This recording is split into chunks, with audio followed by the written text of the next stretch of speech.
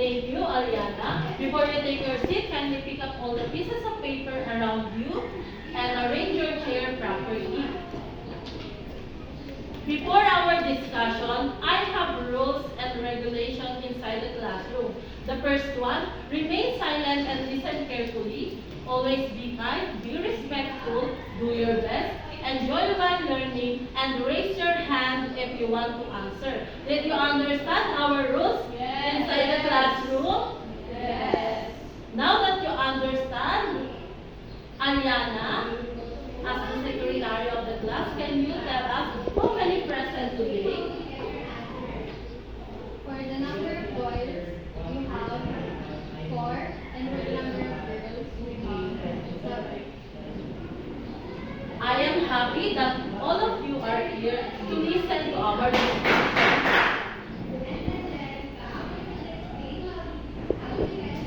And now, get your assignment and pass it forward.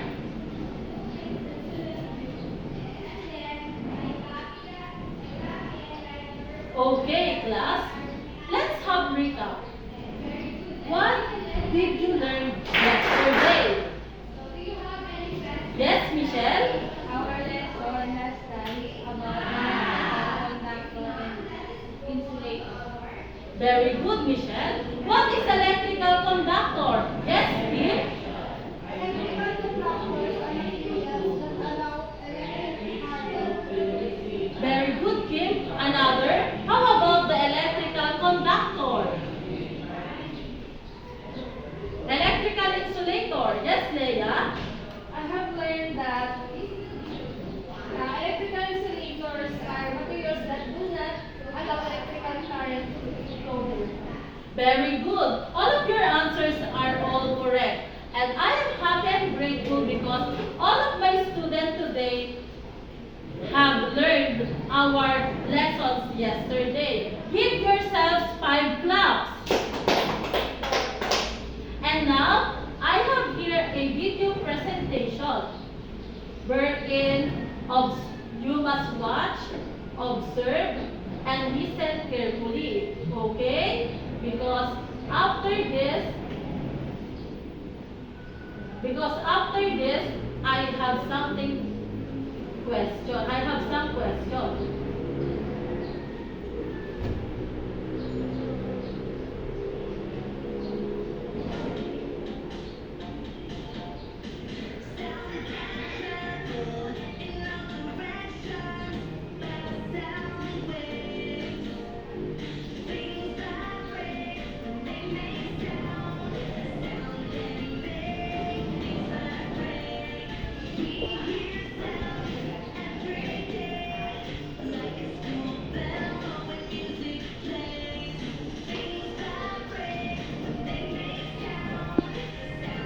Okay, what did you observe in our video presentation? Michelle? Sounds can make a vibrate. Very good. Another observation. Yes, Ariana? Sound is all around us. Sound is all around us. Thank you. From this group, what did you observe in our video presentation? In this group, what did you observe in our video presentation?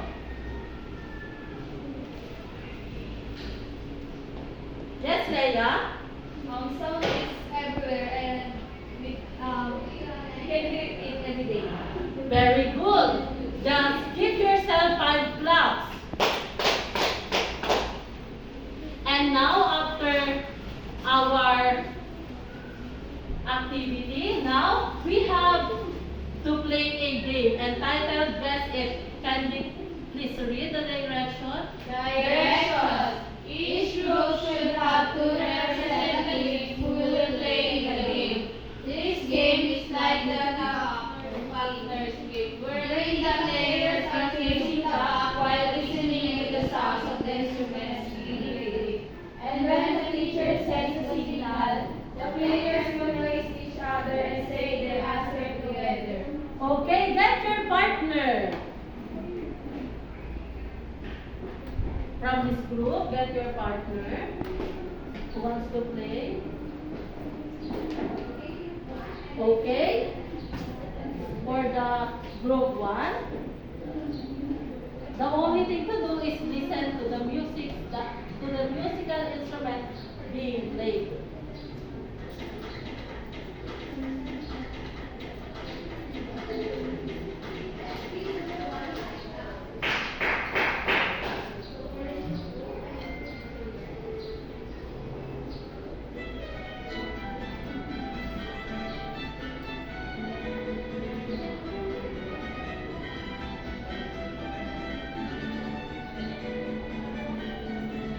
What musical instrument being played? 1, 2, 3, go! Violin. Correct. Your answer is correct. Another player.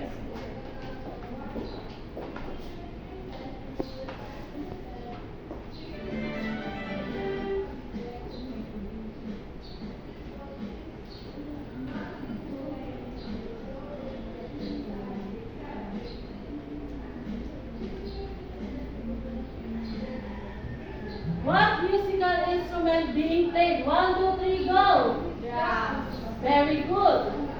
Okay, the two pairs just come in the front. The two pairs just come in the front. The two pairs just come in the front.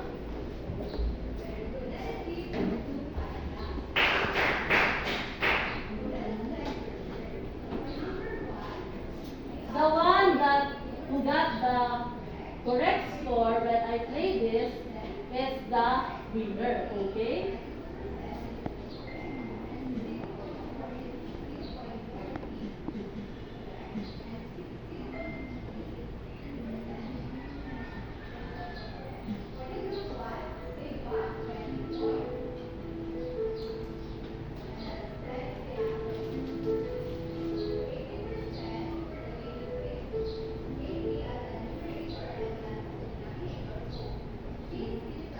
What musical instrument being played? 1, 2, 3, go! Piano. And now that all of you got the correct answer, all of you are the winners. Give yourself 5 claps. Based on our activity, based on the video that you watched, and based on the activity that you played, what is our topic for today? Yes, Jessa? I think it's all about sounds. Very good, Jessa. It's all about sounds. Nice try. What is our topic for today? Yes, Michelle. I think our topic for today is all about properties of sound. Very good. Our topic for today is all about the properties of sounds. Do you know what is the meaning of sounds? Please read everyone the objective first. Objective is, at the end of the lesson, the learners must be able to identify the different properties of sounds, appreciate the important properties of sounds, and present learning in terms of identifying different properties of sound.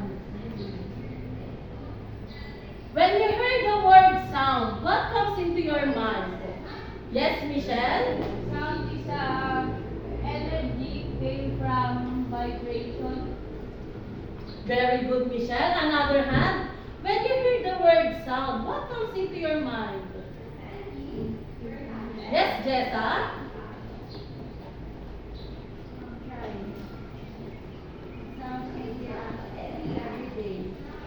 Sounds can hear us every day. Thank you, Jessa.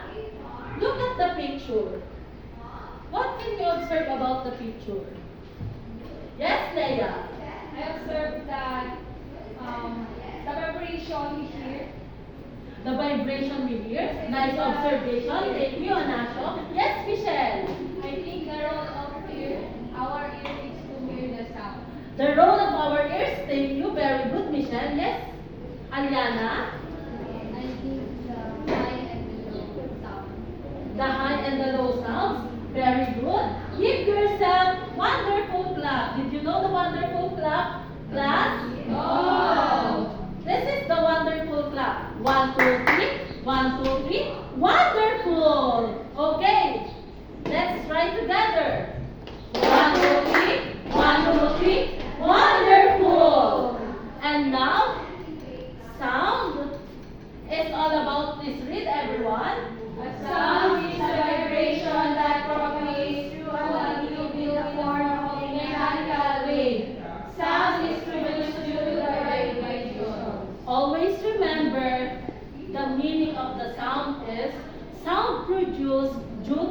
vibration.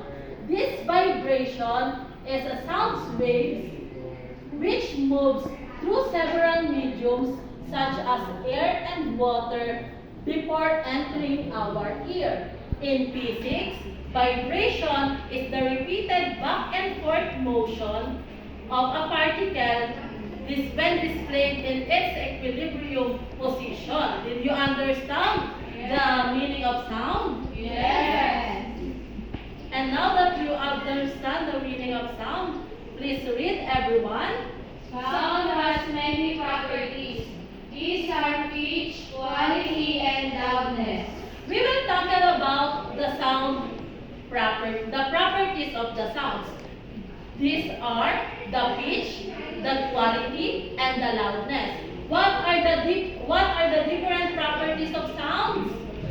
Yes, Jessa? The different properties of sounds are pitch, quality, and loudness. Do you know the meaning of pitch, quality, and loudness? No. Okay, that you didn't know the meaning of it, I will show the meaning of it. Pitch, please read, Michelle. Pitch refers to the highness and lowness notes. When vibration of fast, high notes are heard. When vibration are slow, low notes are heard. Okay, pitch refers to the high notes and the lowness of the notes.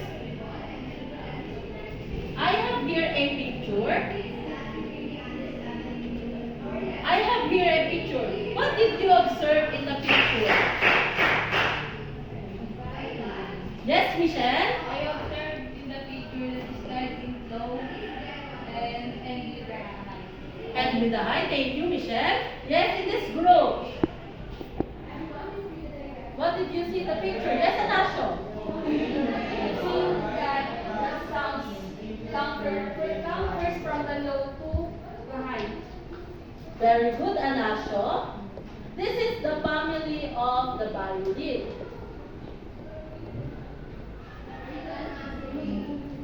Always remember that pitch refers to the highness and lowness of notes. For example, I have here a string instrument. What string instrument is this? Guitar. What string instrument is this? Yes, Anasho. Come again. What is this instrument? Guitar. Very good, Anasho. Who knows how to... Okay, you may now sit down. Who knows how to play this?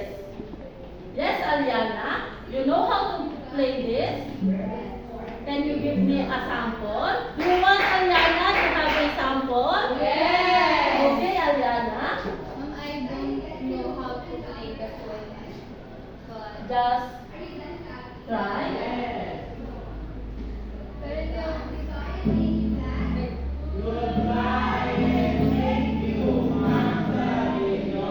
Very good, Aliana. For string instruments, the length, the thickness,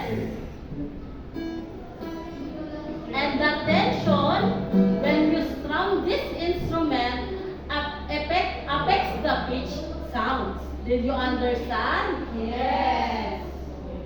The shorter string produce higher pitch, while the longer string produce lower pitch.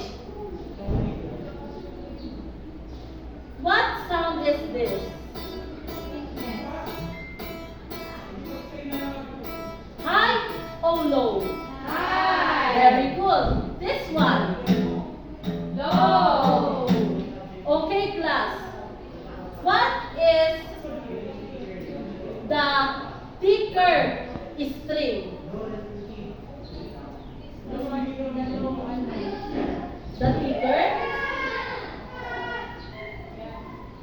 The same string. And how about the thinner? The thinner string. The lower one. This one. Very good. All of your answers are all correct. This is the thinner string, the 1, 2, 3, and this is the lower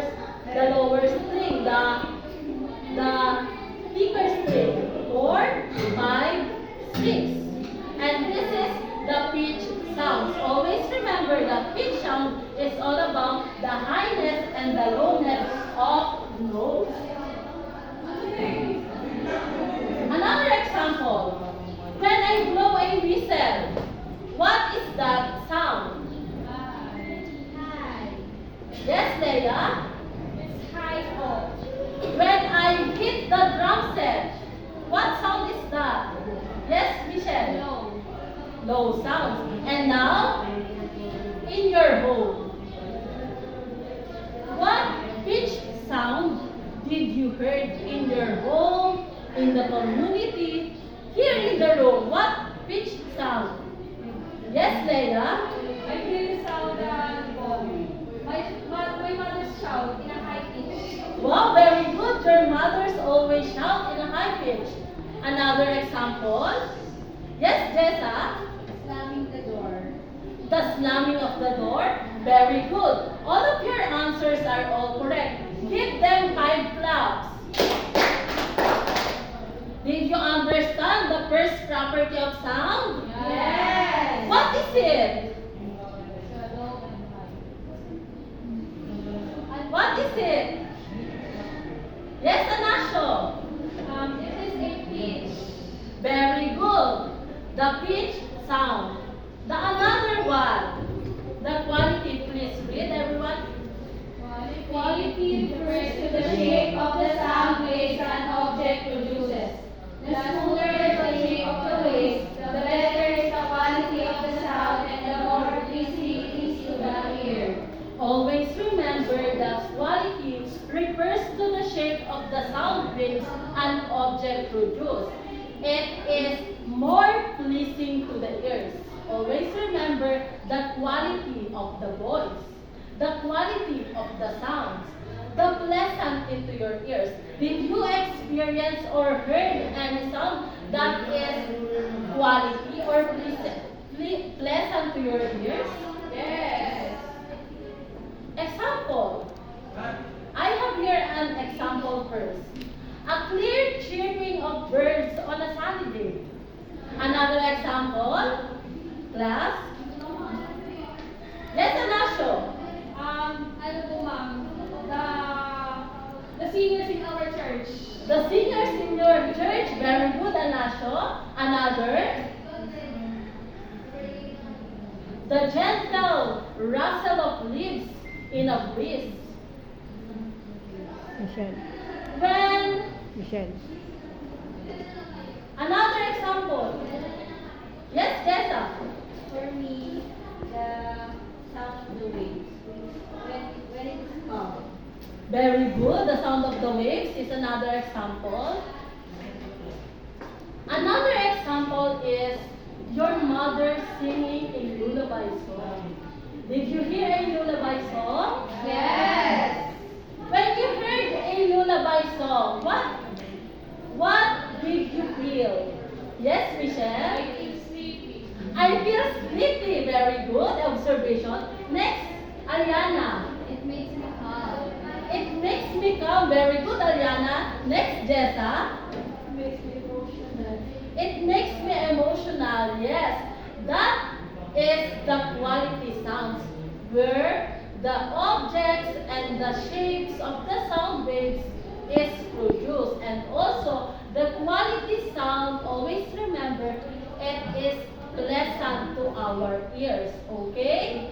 Did you understand the quality sound? Yes. Did you understand the second property of the sound? Yes. What is the second property of the sound? Yes, Jessa? The second quality of the sound is quality. Very good. The second property of the sound is quality. And now let's move on. The last one. Please read, everyone. Loudness refers to the volume or sound pressure produced by the vibration of an object. If the sound produces high pressure, then the sound becomes louder. This pressure can sometimes be so high that the loud sound becomes irritating to the ears. The loudness. When we heard the loudness, it becomes irritating to our ears. What is the function of our ears? Yes, Michelle? To hear the sound. To hear the sounds. Another. What is the function of our ears? Yes, Ariana? To hear everything around us. Very good. To hear everything around us. Always remember, this is the last. The loudness. Loudness refers to the volume or sound pressure produced by the vibration of an object. Always remember that loudness is irritating to our ears. For example, the booming of the thunder during storm. Did you hear a thunder? Yes. What did you feel when you heard the thunder? Yes, Kim? When you heard the thunder, what did you feel? I feel scared. Thank you, Kim. Who see a thunder? Do you see a thunder? Yes. No. I can see a thunder. Yes, in the video. Yes, Jessa? Did you see thunder? Yes. Where? The video. In the video. Very good.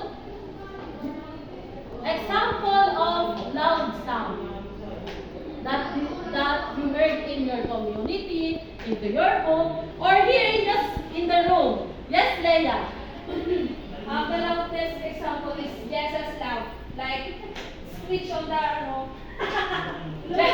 Very good, Anasho. Jessa's laugh. Next, Ariana. the sound of the video while the people are singing. The sound of the video, okay? Nice observation. Thank you, Ariana. Another example is the burst of the fireworks. The bang of the door slamming shut. Another example. Yes, Jessa?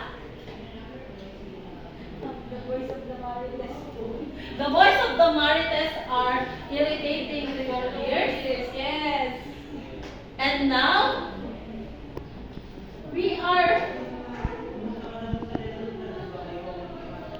what are the three properties of sounds? Yes, Michelle? The three properties of sound are pitch, quality, and loudness. Very good. What is sound? Yes, Jessa?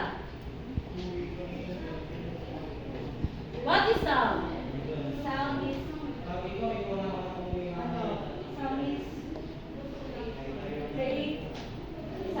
create vibration. Very good. Sounds produce vibration. And now that did you understand our lesson today? Yes. And now we will go on to our group activity. Please read the setting of the standard. Setting of standards. Cooperate with your group. Work quietly. Use signal when finished. Also, read the rubrics of our group activity. Rubrics. Discipline 25 points. Cooperation 25 points. Finish on time 20 points. Representation 30 points. Total of 100 points. This is the group 1 and this is for group 2. I will be giving you 5 minutes to finish your activity so that you can proceed to your presentation. Okay, class?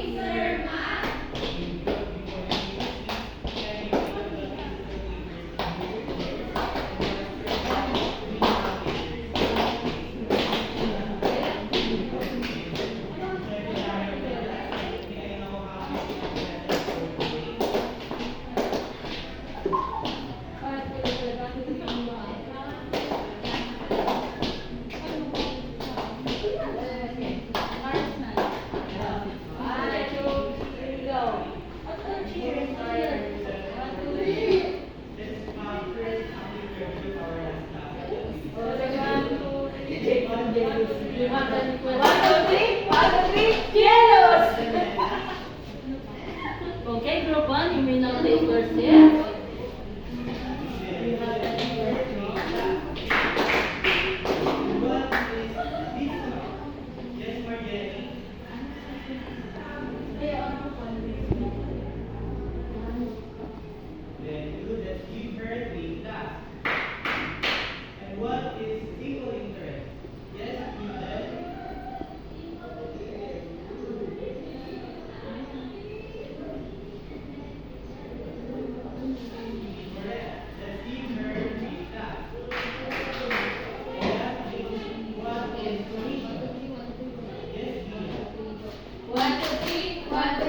We're done.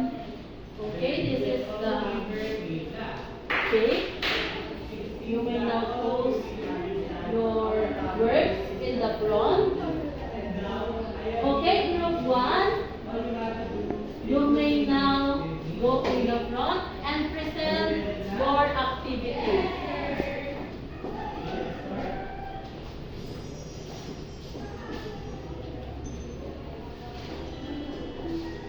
Good morning, everyone. For the group 1, the task that is given to us to play a song using improvised instruments, real instruments, or different body parts. So here's our performance. 1, 2, 3, go.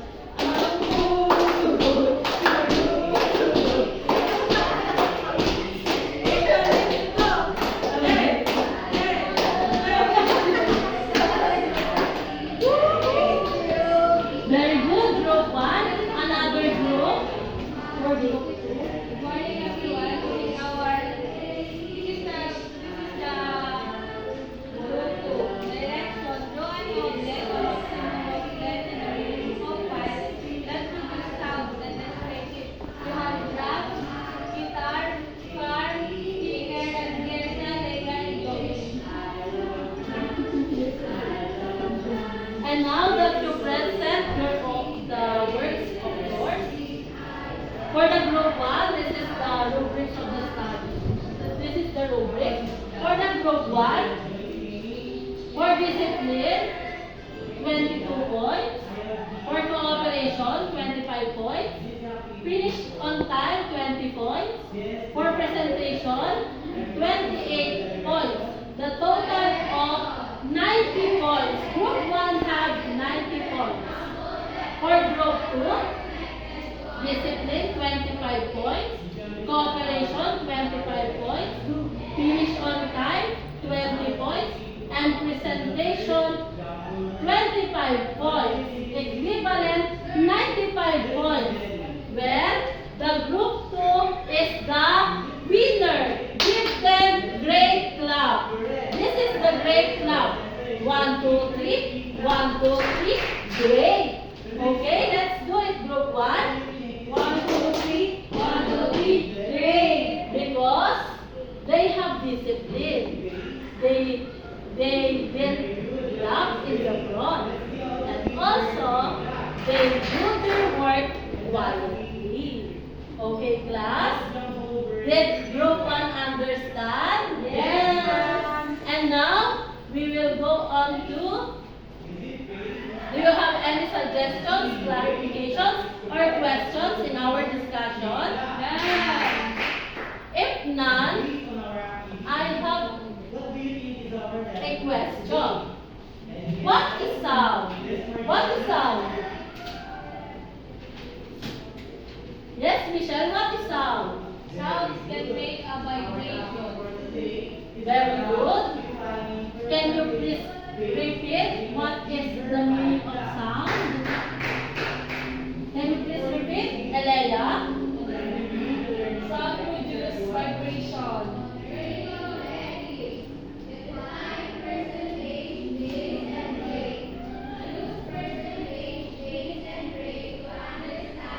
What are the properties of sounds? Yes, Leia? The properties of sounds are pitch, quality, and loudness. Aliana, please repeat. The properties of sound are pitch, quality, and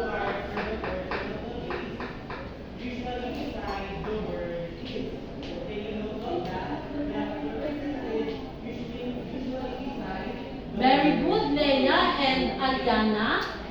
What is the briefly meaning of pitch? Yes, Jessa? Pitch refers to the highness and lowness of notes. Please repeat, Kim. Pitch is the highness and lowness of Very good. Please repeat, Aliana. pitch refers to the highness and lowness of sound.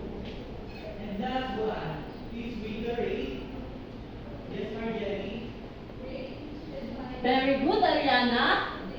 What is the briefly meaning of quality? Yes, Leia. Quality refers to the shape of the sound waves an object produces. Another. Please repeat. Jessa. Quality refers to the shape of the sound waves. Very good. Jessa. And last, what is the meaning of loudness? Yes, Kim. Loudness refers to the volume or sound pressure noticed by the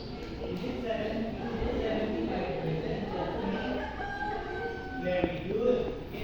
Another hand, Michelle. What is loudness? Loudness refers to the volume or sound pressure produced by vibration of an object. Very good. And now, please read, everyone. The sound produces vibration. Properties of sound. Pitch refers to the highness or lowness of sound. Quality refers to the sound waves. Loudness refers to the volume or sound. And now that you really understand our topic for today, we will go on to our quiz. Okay? Let's test your learning today. Get one more sheet of paper and answer this quiz.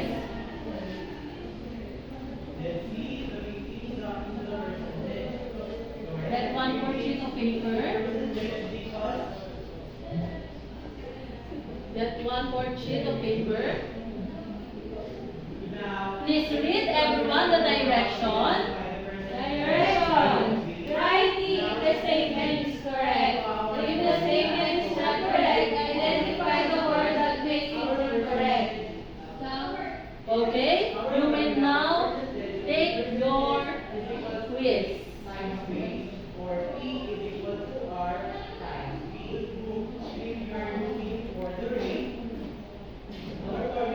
We're done. Jessa is finished. How about the others? We're done. Okay? You may now exchange your papers.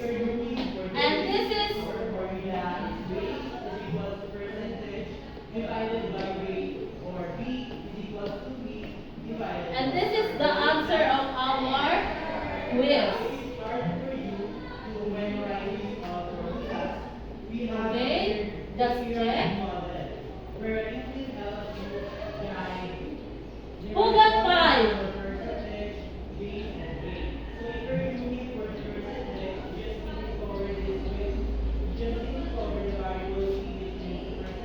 Who got 4? I am very happy because all of my students learned today, okay? Get your notebooks and copy your assignment.